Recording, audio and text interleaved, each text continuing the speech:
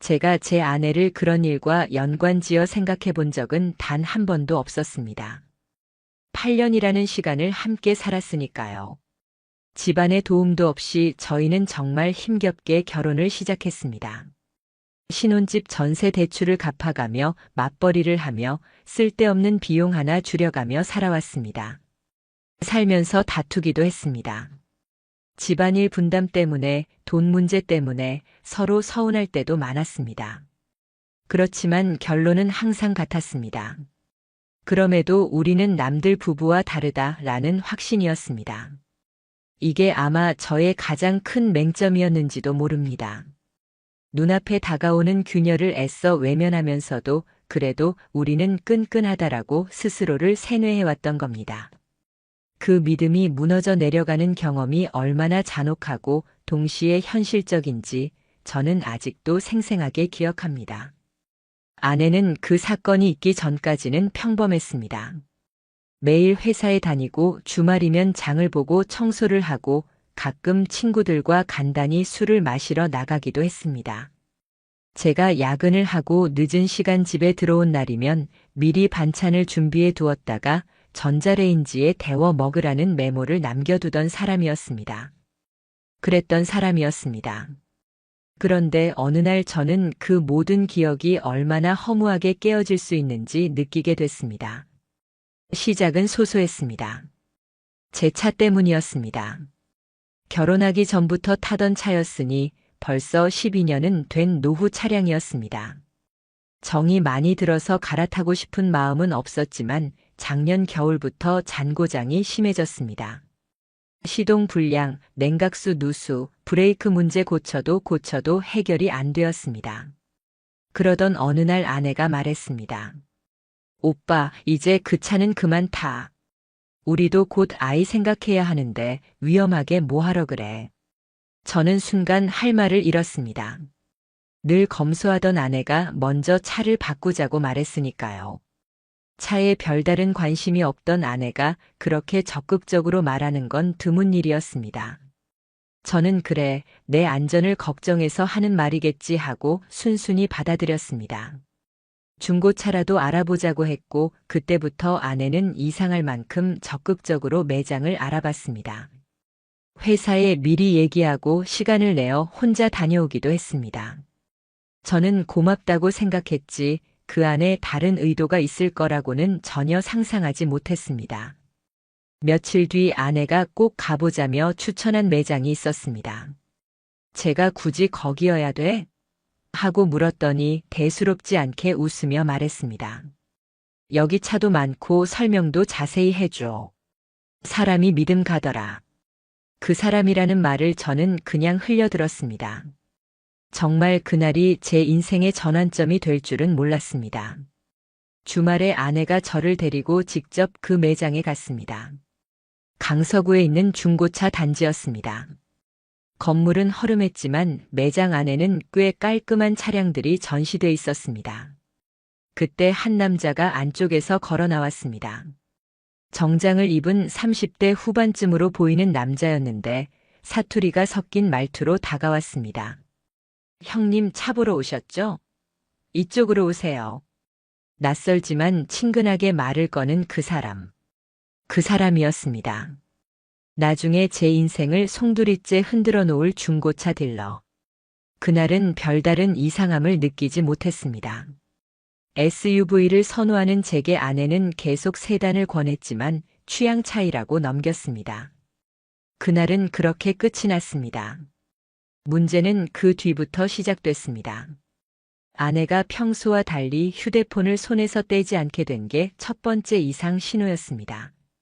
원래는 집에 오면 식탁 위에 올려두고 신경조차 쓰지 않던 사람이었는데 어느 순간부터는 화장실까지 들고 다니고 욕실 선반 위에도 놓고 씻었습니다. 심지어 제가 농담처럼 요즘 왜 이렇게 폰을 붙잡고 살아? 라고 묻자 아내는 웃으며 대답했습니다. 그냥 요즘 일이 많아서 그래. 연락도 자주 오는 거고. 그때는 크게 의심하지 않았습니다. 아내가 프리랜서 일을 겸하고 있었으니까요. 그러나 제 귓가에 계속 맴도는 그 말은 결국 뭔가 잘못 돌아가고 있다는 신호였습니다. 이후 아내는 외출이 부쩍 잦아졌습니다. 친구랑 만난다, 거래처 미팅이 있다, 모임이 있다. 이유는 다양했지만 주로 수요일 오후에 비슷한 시간대에 나갔다가 저녁쯤 돌아왔습니다. 정기적인 패턴이 있다는 건 저 같은 일반인에게도 이상하게 다가왔습니다. 결정적인 순간은 우연히 찾아왔습니다. 어느 수요일 회사에 사정이 생겨 조퇴를 하게 됐습니다. 그날도 아내는 같은 시간에 외출했습니다. 정갈하게 옷을 입고 향수까지 뿌리고 저는 그걸 보고 설명할 수 없는 불안을 느꼈습니다. 결국 아무 말 없이 뒤를 밟았습니다. 지하철을 타고 내린 아내는 곧장 어느 건물 앞으로 향했습니다. 낯이 익었습니다. 불과 얼마 전 함께 갔던 중고차 매장이었습니다.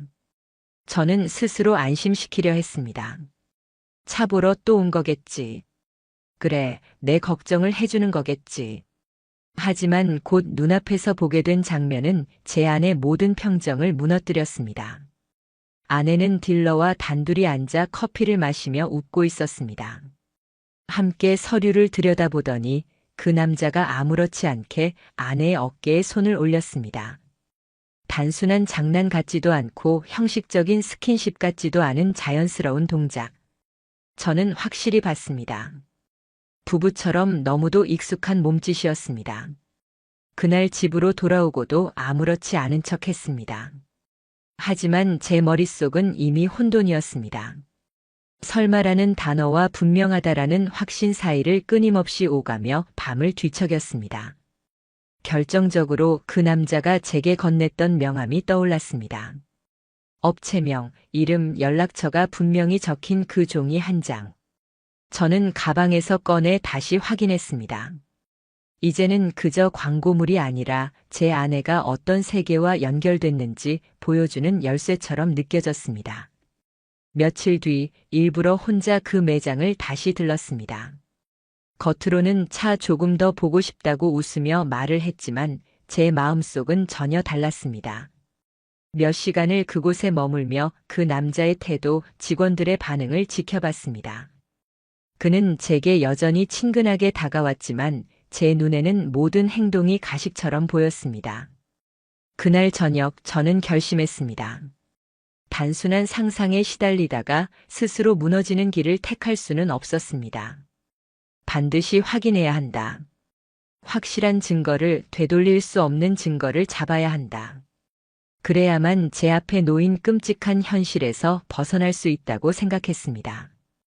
그 순간이 시작이었습니다. 단순히 의심하는 남편에서 진실을 끝까지 추적할 준비가 된 남편으로 바뀐 순간, 아내와 그 남자의 모든 흔적을 직접 밝히는 길은 그때부터 열리기 시작했습니다. 아내에 대한 의심이 시작된 후로 제 삶은 송두리째 흔들리기 시작했습니다. 눈을 감고 있어도 불안했고 출근해서 일을 해도 집중할 수 없었습니다. 서류를 읽다가도 머릿속에서는 자꾸 그 장면이 반복됐습니다. 매장에서 남자의 손길이 아내 어깨에 닿던 순간 그 익숙한 분위기, 그 웃음소리. 저는 그 장면을 머릿속 수천 번도 넘게 재생했습니다. 처음에는 스스로를 다그쳤습니다. 혹시 내가 과민 반응을 하는 건 아닐까? 그냥 친근한 제스처였을 수도 있잖아. 하지만 곧 제 안에 다른 목소리가 고개를 들었습니다. 내가 그 순간 이상하게 느꼈잖아. 직감은 거짓말하지 않아. 이 직감이 얼마나 무서운 것인지 깨달으면서 저는 제 스스로와 외로운 싸움을 시작했습니다. 누군가에게 털어놓을 수도 없었습니다. 친구에게 말하면 괜히 헛소문이 될 것 같았고, 가족에게 말하면 제 아내에 대한 남은 체면마저 산산이 부서질 것 같았습니다. 그러니 제가 할 수 있는 건 제 눈으로 보고 제 귀로 확인하는 것뿐이었습니다. 그래서 첫 번째로 시작한 건 아내의 휴대폰이었습니다. 예전에는 제 지문도 등록돼 있어 제가 가끔 필요할 때 열어보는 게 가능했습니다. 그런데 어느 날부터인가 잠금이 패턴으로 바뀌어 있었고 제 지문은 삭제돼 있었습니다. 그 사실 하나만으로도 제 의심은 크게 확신으로 기울었습니다. 숨기고 있다는 뜻이구나. 보여줄 수 없는 무언가가 있다는 뜻이구나. 하지만 당장은 손댈 수 없었습니다. 아내는 집에 있을 때에도 휴대폰을 손에 쥐고 있었고 잠든다 싶으면 화면을 가리고 엎어놓거나 침대 옆 협탁 깊숙이 넣었습니다. 저는 매일 새벽 아내의 숨결 소리를 들으며 가슴이 막혀왔습니다. 머리맡에 있는 그 작은 기계 안에 지금 제 세상을 뒤집어 놓고 있는 진실이 들어있을 테니까요. 저는 결국 다른 길을 찾았습니다. 직접적인 확인이 아니라 간접적인 증거를 쌓아가기 시작한 겁니다. 제일 먼저 산 것은 소형 녹음기였습니다. 온라인에서 리뷰를 꼼꼼히 확인한 끝에 충전이 오래 가고 음성 감지 기능이 있어 불필요한 부분은 자동으로 삭제되는 모델을 골랐습니다. 손바닥보다 작은 크기의 마이크 감도는 탁월했고 무엇보다 티가 나지 않는다는 점이 가장 중요했습니다. 그 주 수요일 아내는 여느 때처럼 차려입고 나갔습니다. 부드러운 원피스, 가지런히 말린 머리, 가볍게 한 화장. 저에게는 이제 그 모습이 남편을 위해 꾸미는 모습이 아니라 누군가 다른 사람을 만나러 가는 신호탄처럼 보였습니다. 저는 다리를 덜덜 떨면서 그 가방 안쪽 포켓에 녹음기를 몰래 집어넣었습니다. 손끝이 얼마나 떨리던지 제대로 들어간 건지도 불안했습니다. 하루 종일 그 생각뿐이었습니다. 회사에서도 시간을 확인하다가 괜히 손이 식은땀으로 흥건해졌습니다. 어디선가 알림음이 들려오는 것 같아 깜짝 놀라기도 했습니다. 그렇게 악몽 같은 시간을 보내고 집으로 돌아왔습니다. 저녁 8시 무렵 아내도 귀가했습니다. 평소와 다름없이 식탁을 차려놓고 미소로 저를 맞이했습니다. 그리고 무심하게 물었습니다. 오늘 회사 어땠어? 피곤하지? 밥부터 먹자. 저는 그 웃음을 똑바로 쳐다볼 수가 없었습니다. 억지로 고개를 끄덕이고 밥을 삼켰습니다. 목구멍을 타고 내려가는 쌀알 한 톨이 바위처럼 느껴졌습니다. 무릎 밑에 숨겨둔 그 녹음기가 내 방 안서랍에 있다는 사실이 제 심장을 거의 폭발하게 만들었으니까요. 밤이 깊고 아내가 잠든 후에야 저는 떨리는 손으로 녹음기를 꺼내 컴퓨터에 연결했습니다. 재생 버튼을 누르는 순간 오로지 귀 안쪽으로만 피가 몰리듯 울렁거렸습니다. 처음에는 버스 안이나 길거리 소음이 들렸습니다. 문득 들린 남자의 목소리를 들었을 때 저는 심장이 서늘하게 얼어붙는 걸 느꼈습니다. 바로 그 목소리였습니다. 그때 매장에서 아내와 함께 있던 그 딜러. 특유의 느끼한 웃음, 말투, 어투까지 결코 잊을 수가 없었습니다. 그리고 그 음성은 곧 이런 대화로 이어졌습니다. 오늘도 예쁘네. 누가 보면 연예인인 줄 알겠어. 오빠, 그런 말 너무 민망해. 그만해. 아까 그 차 말고 뒤쪽에 있는 거 봤어? 오늘은 거기서 얘기하자. 거긴 사람 잘 안 오지. 알겠어.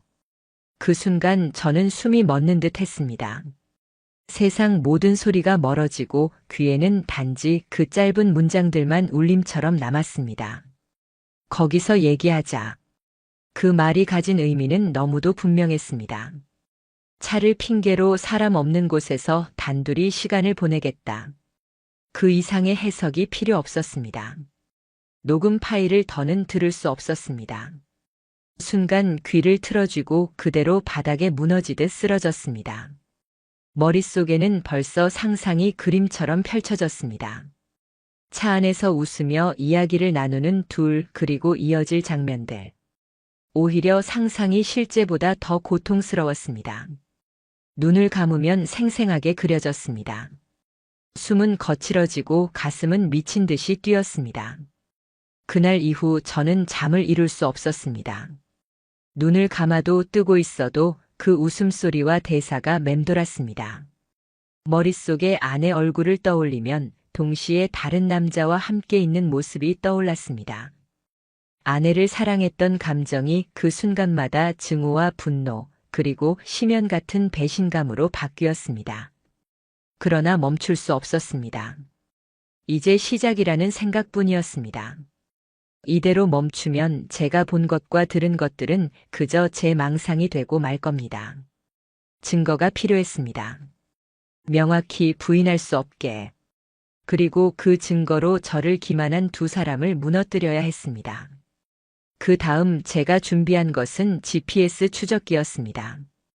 요즘은 일반인도 누구나 구매할 수 있는 장치였고 설치도 간단했습니다. 자석으로 부착하면 차량 하부에 붙어 떨어지지 않았고 별도의 앱으로 실시간 위치 확인도 가능했습니다. 조그만 박스 하나였지만 제겐 모든 진실을 밝혀줄 검은 상자 같았습니다. 어느 날 밤 아내가 곤히 잠든 사이 저는 몰래 차고로 내려갔습니다. 차 불빛도 켜지지 않게 휴대폰을 3번이나 확인하고 손전등 대신 작은 열쇠용 손전구를 썼습니다. 무릎을 꿇고 차 밑으로 손을 뻗으면서 제 심장 소리 때문에 오히려 차가 울릴 것 같다는 두려움마저 스쳤습니다. 하지만 다행히 추적기는 매끄럽게 붙었습니다. 이제 남은 건 기다림이었습니다. 다음 수요일 제 인생 2번째로 가장 길었던 하루가 시작됐습니다. 아내는 언제나처럼 평온한 미소로 말했습니다. 오빠, 나 오늘 미팅 있어서 늦을 수도 있어.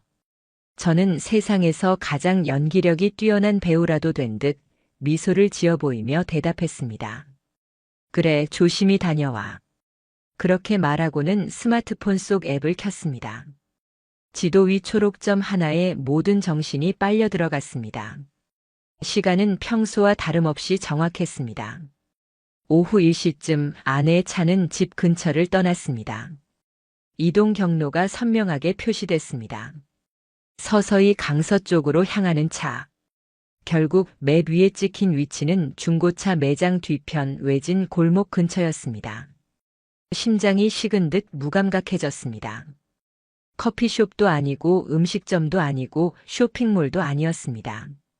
지도상으로는 주차 공간조차 없는 건물 뒤편 통로와 연결되는 작은 길이었습니다.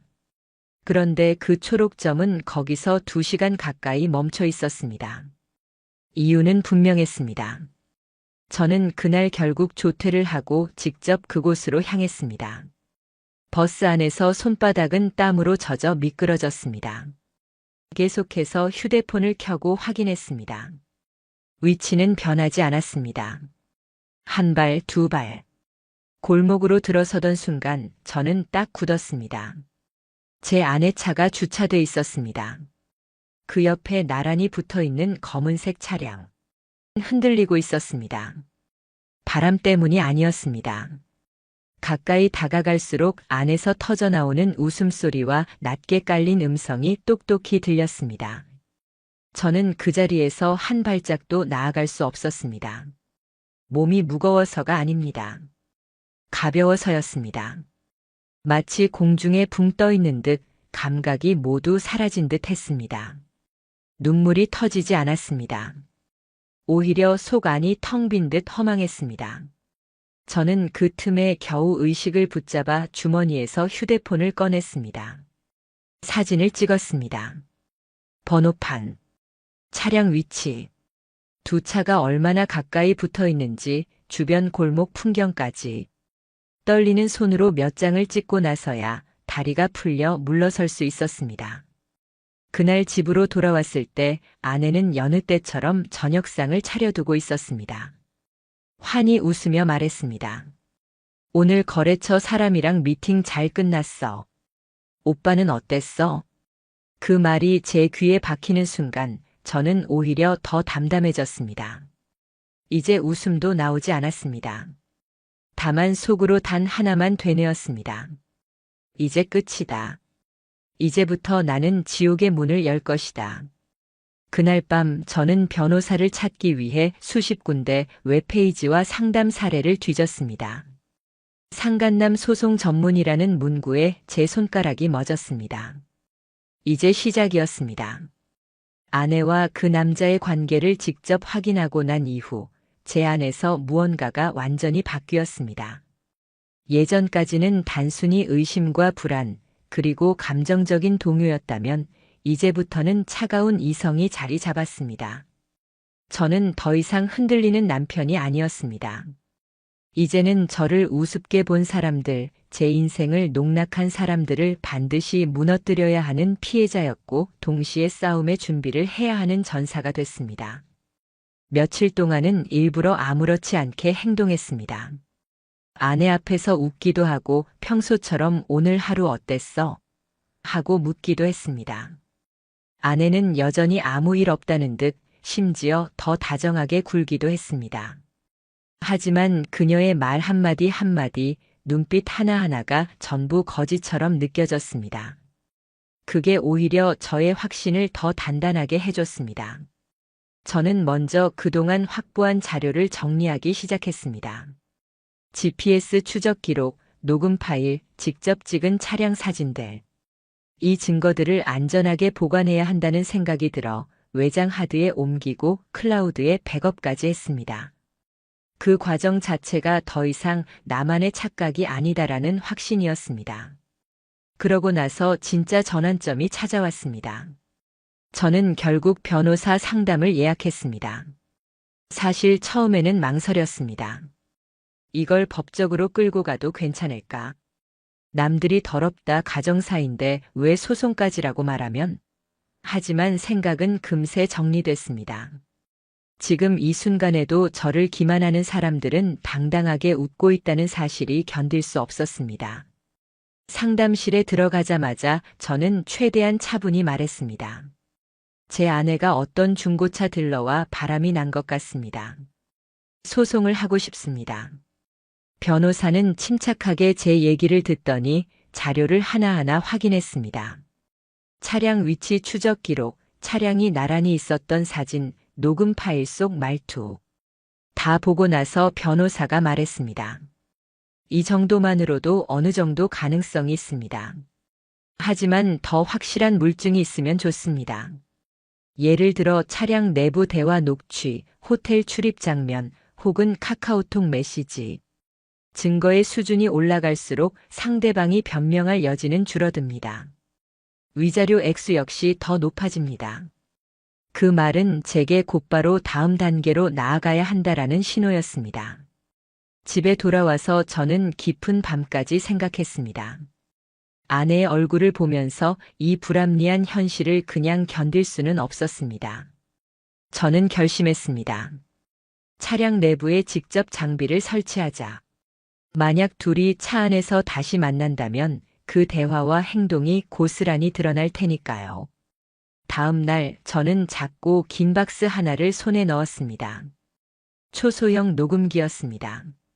손가락 2마디만한 크기지만 충전 한 번에 30시간을 녹음할 수 있고 음성 감지 기능이 있어 불필요한 공백은 저장되지 않았습니다.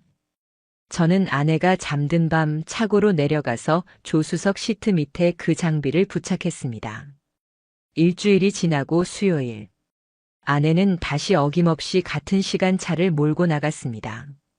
저는 퇴근하자마자 조심히 차고에 내려가 장비를 회수했고 방에 들어가 컴퓨터에 꽂았습니다. 그리고 그 파일 속에서 저는 참혹한 대화를 들었습니다. 오늘은 어디 갈까? 지난번에 갔던 그 식당 갈까? 응. 근데 오늘은 조금 더 멀리 갈까? 오빠가 좋은데 알아놨대잖아. 근데 우리 이렇게 계속 만나도 괜찮아? 남편은 눈치 못 채? 괜찮아. 그 사람은 바보야. 완전히 믿고 있어. 그 순간 무릎이 꺾이듯 바닥에 주저앉았습니다. 아내 입에서 바보라는 단어가 흘러나오는 걸 제 귀가 직접 들었다는 사실은 사진이나 위치 기록보다도 몇 배는 더 강력한 고통이었습니다.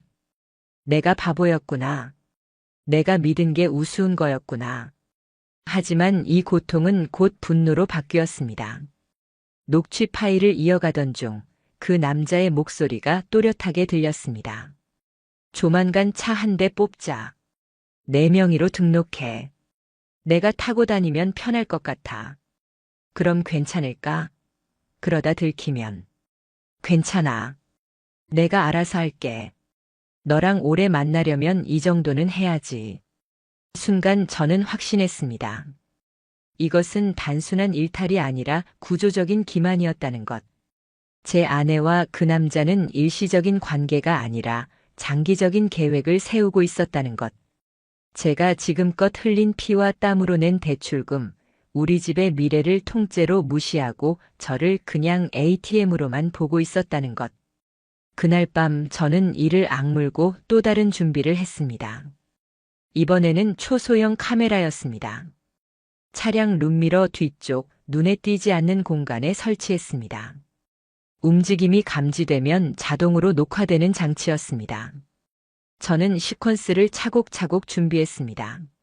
며칠 뒤 파일을 열어본 순간 저는 거의 숨을 쉴 수 없었습니다. 화면 속에는 두 사람이 있었습니다. 웃으며 팔짱을 끼고 얼굴을 쓰다듬고 평온하게 대화를 나누는 모습. 그 장면을 보는 동안 저는 잇몸이 다 헐어버릴 정도로 이를 갈았습니다. 하지만 저는 감정에 무너지는 대신 차가운 계획을 세웠습니다. 이 영상도 캡처하고 날짜와 위치 기록을 정리하고 모든 파일을 폴더별로 나눠서 변호사에게 전달할 준비를 했습니다. 이제 흔들리지 않았습니다. 마지막 단계는 디지털 증거였습니다. 저는 결국 아내의 휴대폰까지 건드리기로 했습니다. 연락처와 메시지 복원 서비스를 통해 일부 복구가 가능하다는 사실을 확인했습니다. 지난밤 아내가 깊은 잠에 빠진 틈을 타 휴대폰을 확보했고 외부 서비스를 통해 데이터를 의뢰했습니다. 며칠 뒤 결과가 도착했을 때 제 두 눈으로 확인한 메시지 안에는 이런 문장들이 있었습니다. 이번 주는 못 만나. 남편 눈치 까는 것 같아. 언제까지 숨길 거야? 나도 이제 지쳤어. 조금만 더 참아. 대출 다 갚으면 정리할게. 지금 이혼하면 위자료 문제 생겨. 저는 다시 한번 전율을 느꼈습니다. 결국 제 결혼 생활은 그녀에게 단순히 대출 다 갚을 때까지 유지하는 계약에 불과했던 것입니다. 그날 밤 저는 다짐했습니다. 이제 이 싸움은 단순히 불륜이 아니라 제 삶을 송두리째 되찾기 위한 전쟁이다. 저는 변호사 사무실에 다시 찾아가 모든 증거를 제출했습니다. 변호사는 파일들을 꼼꼼히 확인한 뒤 한마디로 정리했습니다. 이 정도면 완벽합니다. 이혼 소송, 상간남 소송, 둘 다 유리하게 진행할 수 있습니다. 저는 고개를 끄덕였습니다. 이제 더는 물러설 이유가 없었습니다. 아내와 그 남자는 끝났습니다. 그리고 제가 잃었던 제 자존심과 제 삶, 그것들을 되찾을 시간이 드디어 다가오고 있었습니다. 소송장을 접수한 날, 저는 오히려 이상할 만큼 차분했습니다. 그동안은 매일같이 피가 거꾸로 솟고 분노가 심장을 찔렀지만 이제는 모든 걸 법적인 절차에 맡겼다는 사실이 저를 무겁게 눌러주었습니다. 이제 제 차례다. 내가 할 일은 이미 다 준비됐다. 그 생각이 머릿속에서 반복됐습니다. 며칠 뒤 법원에서 확인 문자가 왔습니다. 상간남 소송 접수가 정식으로 완료되었다는 알림이었습니다. 저는 휴대폰 화면을 오래 바라보다가 천천히 숨을 내쉬었습니다. 이 알림은 단순한 메시지가 아니라 두 사람의 거짓말이 이제 세상에 드러나기 시작했다는 증거였으니까요. 그날 저녁 저는 평소와 다름없이 술 한 잔을 따랐습니다. 마치 아무 일 없는 듯 TV를 켜놓았지만 제 마음은 고요했습니다. 아내는 여전히 웃으며 제 앞에 앉았습니다. 오빠 내일 회사에서 갑자기 야근하라네. 늦게 들어올 수도 있어. 그 말은 이제 저를 불안하게 하지 않았습니다. 오히려 씁쓸한 비웃음이 나왔습니다. 내가 지금 누구를 속이고 있는지 아냐? 너도 이제 알게 될 거다. 모든 게 무너지는 순간에. 다음 날 일이 터졌습니다. 아내가 평소보다 일찍 집에 들어왔는데 얼굴은 창백했고 눈빛은 불안에 흔들렸습니다. 손에는 두툼한 서류가 쥐어져 있었습니다. 이게 뭐야? 당신 진짜야? 그녀가 말하자마자 손에 든 서류를 제게 내던지듯 내밀었습니다. 그것은 다름 아닌 상간남 손해배상 청구서 복사본이었습니다. 저는 서류를 쳐다보지도 않고 아내 얼굴을 바라보며 담담히 말했습니다. 그래. 진짜야. 내가 뭘 했는지 다 알고 있다. 사진도 있고 녹음도 있고 영상도 있어.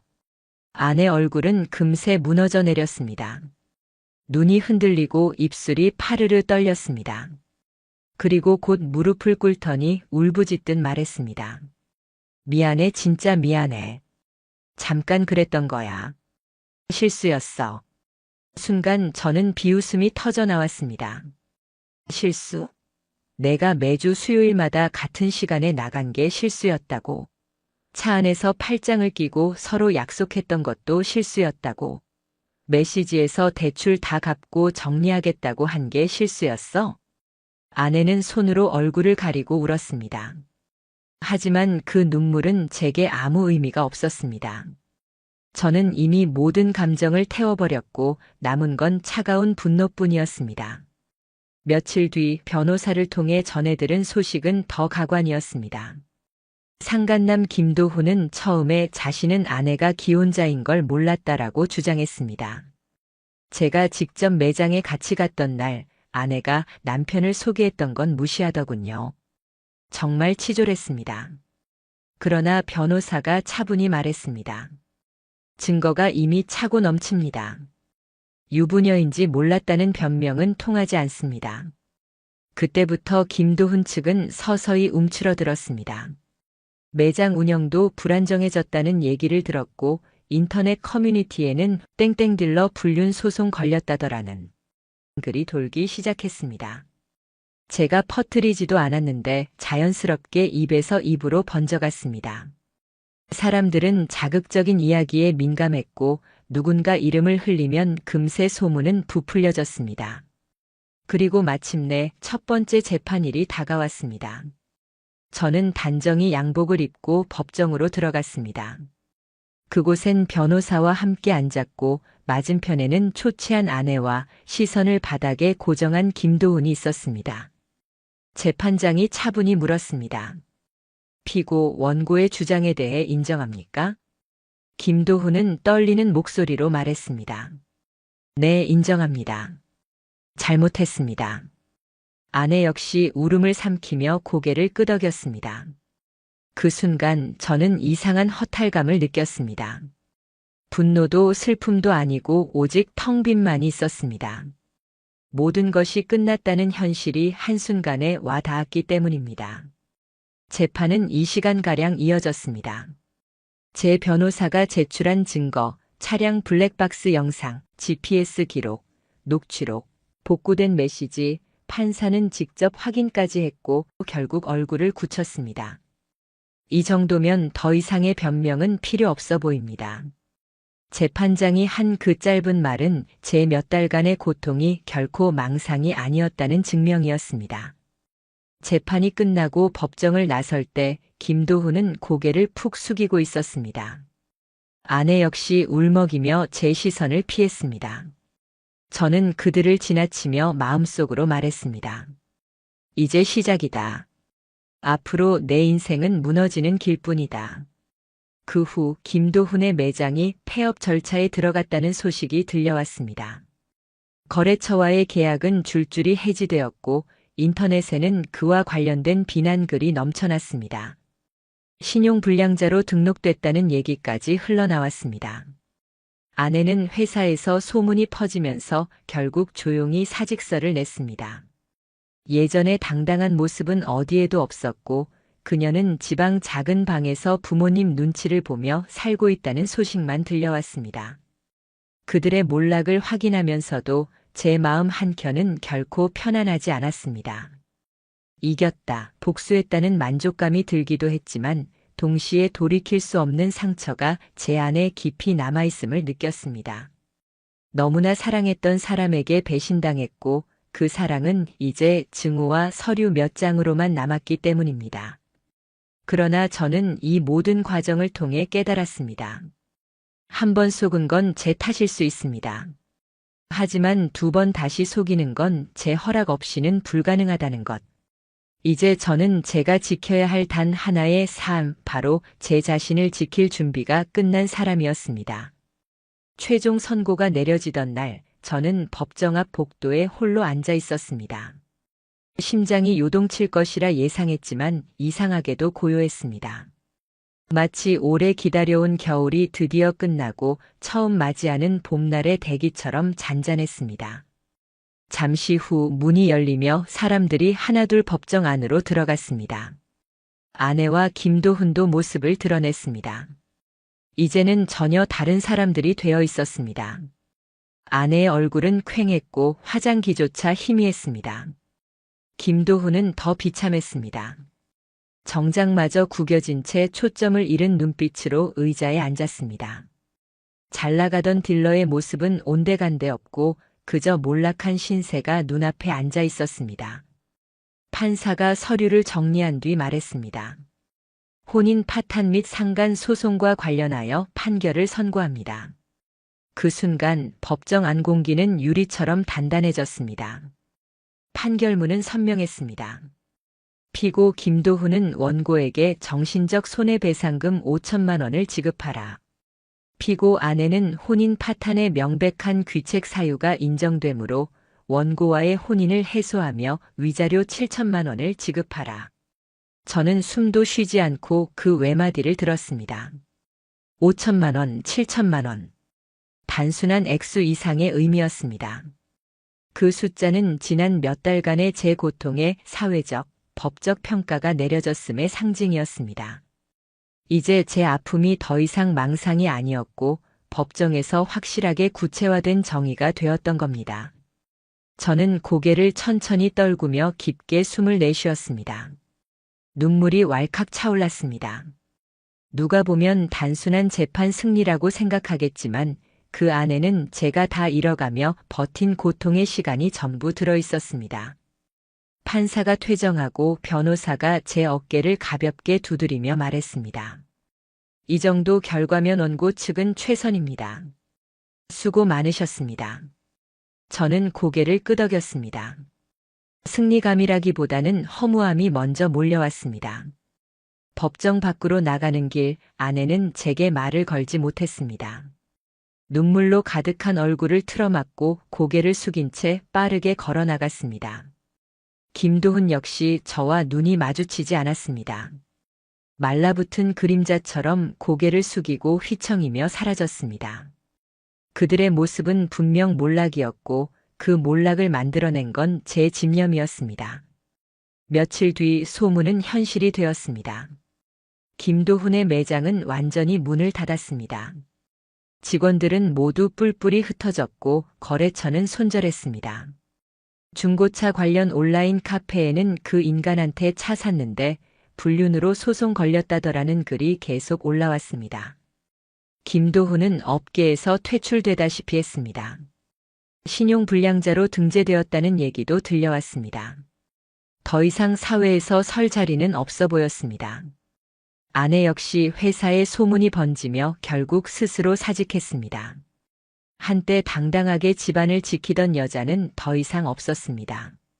부모님 집 근처에서 쓸쓸히 지내며 단기 아르바이트로 겨우 연명한다는 말을 들었습니다. 한밤중 제 휴대폰에 카카오톡 알림이 울렸습니다. 발신자는 아내였습니다. 정말 미안해. 나는 요즘 사람도 못 만나고 살아. 그래도 오빠는 행복하게 지내고 있지? 저는 메시지를 읽고 가만히 화면을 꺼버렸습니다. 답장은 필요하지 않았습니다. 이미 제 마음속에서는 관계가 지나간 과거일 뿐이었습니다. 저는 혼자가 되었지만 이상하게도 그 고독이 두렵지 않았습니다. 결혼 생활 동안 내내 제 감정은 누군가를 믿는 데에 쓰였다면 이제는 오롯이 저 자신을 믿기로 했습니다. 매일 아침 눈을 뜨면 이렇게 다짐했습니다. 2번 다시 나를 속이는 사람에게는 반드시 대가를 치르게 할 것이다. 그게 내 인생을 지키는 길이고 내가 다시 나를 사랑하는 방법이다. 이제 더 이상 저는 예전처럼 어리석게만 살지 않습니다. 상처는 깊습니다. 그러나 그 상처는 동시에 제 삶을 다시 조각해낼 연장이기도 합니다. 저는 앞으로 혼자 살아가겠지만 적어도 나 자신만은 온전히 믿고 거짓 없는 삶을 지키며 살 것입니다. 그것이 제가 처절한 투쟁 끝에 얻어낸 마지막 결론이었습니다.